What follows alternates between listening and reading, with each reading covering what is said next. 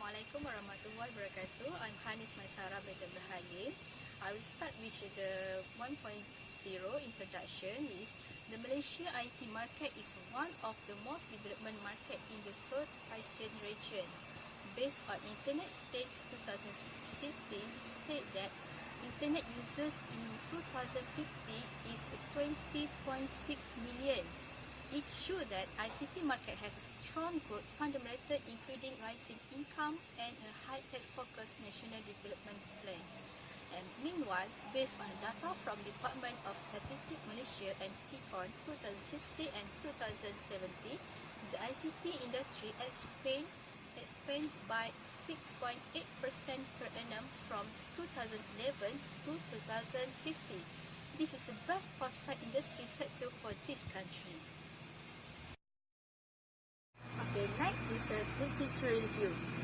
First, from the Faborzi and Peterson 2003, he said that financial ratio analysis can measure the productivity of company and can learn more about current financial health and its potential of company in order to assess the strengths and weakness aligning the performance of the nation.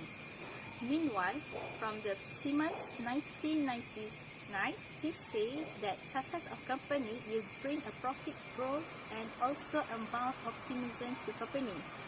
And it have three types of risk exposure calculation. There are pressure point due to growth, pressure point due to culture, and pressure point due to information management. And next study is from Sahin 2006. It found that the higher level of openness among the farmers in the sector of paddy field innovation, the efficient system link between the research and technology development will enhance the revenue of company in the future. Okay, next is a liquidity risk. As we know that liquidity risk is the risk statement from the lack of marketability of an investment that cannot be bought or sold quickly enough to prevent or minimize a loss. Refer to current ratio chart, they show that Vivokom ratio was on 2011 is 9 compared to 2012 the ratio at 2. It is a very huge difference. It shows that Vivokom hold risk which their asset which lower amount of their liability. Then, a company with a constant ratio at 1 is Heritage Padu Berhad from 2011 until 2050. It shows that the company can cover their 1 ringgit Malaysia of liability which only 1 ringgit. Which the positive amount ratio, it shows that Heritage can cover the liability but they was at high risk of liquidity.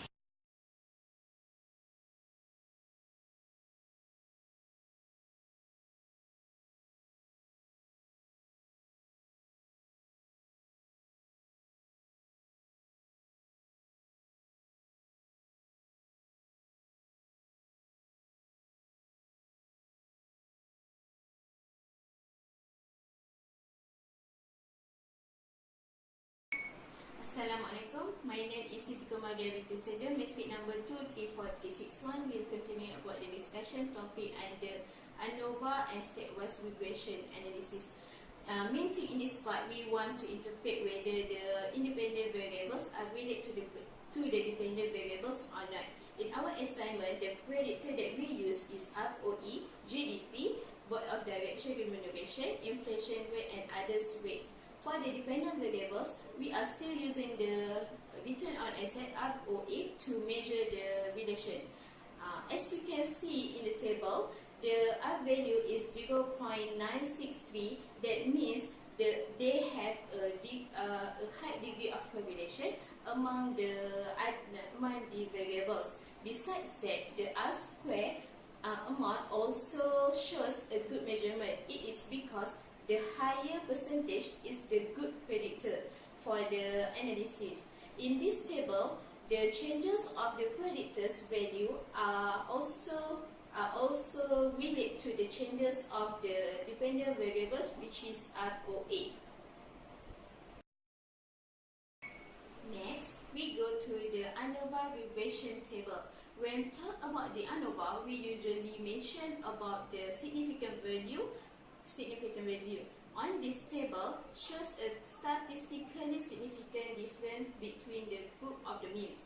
In result, the significant value equal to 0.000, which means below the p-value, which is 0.05, is statistically significant difference in the mean of FOA between the different independent variables.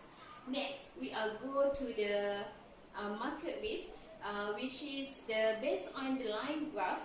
We use GDP, inflation rate, exchange rate, and also unemployment rate to interpret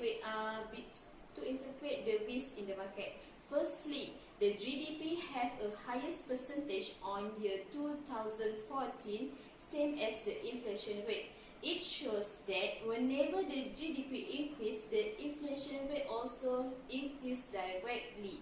It also cannot affect the percentage of the unemployment rate in that year.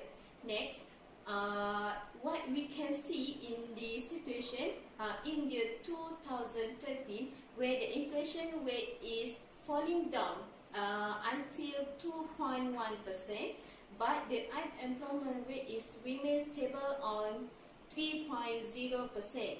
This figure explains that our country need the rapid development to accommodate the unemployment rate, and also can lead the country become more successful in the recent year. Okay, we go to the descriptive statistics. First of all, the table information are collected from the balance sheet and also the income statement of 5 companies in technology sector within 5 years. Firstly, the amount of FOA is 7.31% and FOE is 7.91% for 5 years in 5 companies. Generally, the higher ratios indicate a better managerial performance and efficient utilization of assets in the firm.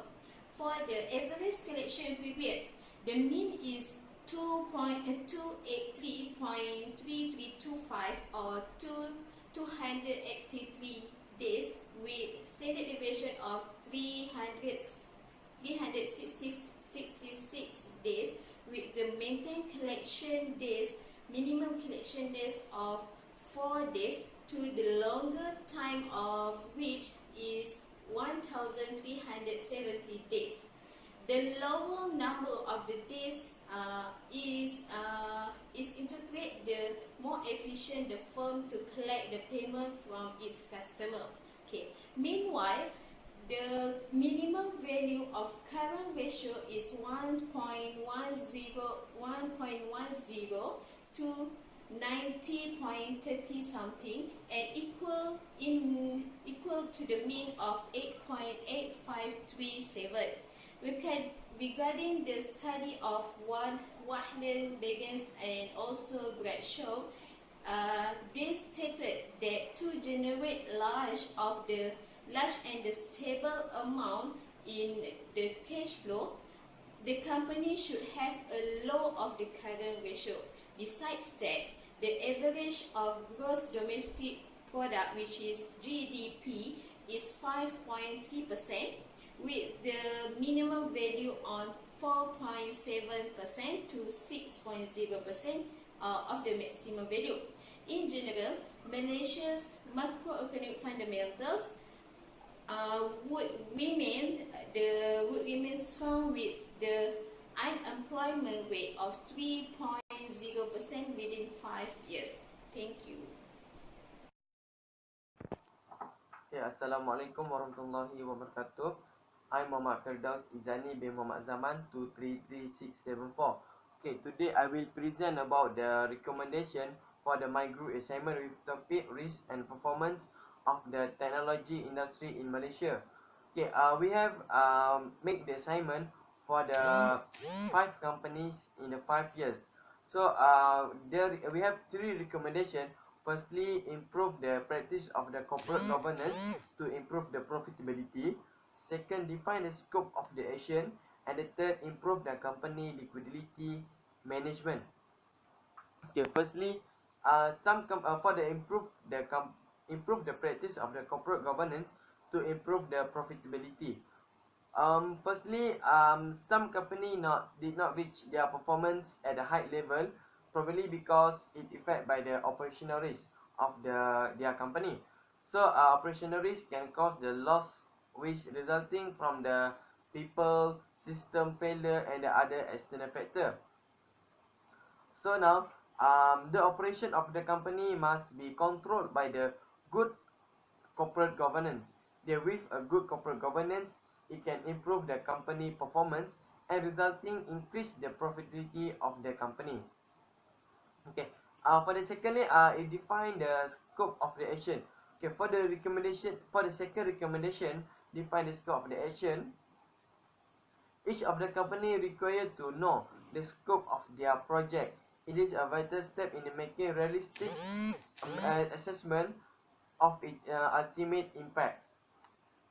Okay, for the example, when the company have overseas operation, it will have a change in the cash flow management. So to avoid from the surprising far-reaching effect,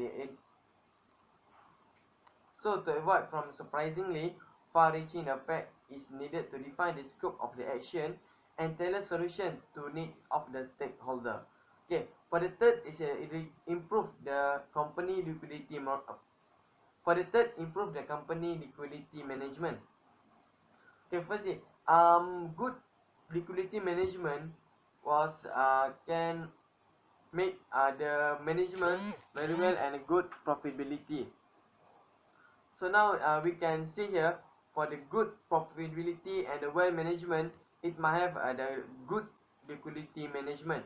So to the optimum liquidity management, it can avoid lower liquidity ratio. So now the company unable to meet their obligation on the specific time. For the example, liquidity management can using the current, quick, and liquid ratio to see the asset availability, to see the liquidity management for the company. There are some advantage for the good liquidity management. For example, the company have enough cash or liquidity for the company management. So if company hold enough cash to purchase or buy from the supplier is with a better pricing during purchasing process, because their supplier will know our company have a good liquidity to pay their. Thank you. Okay.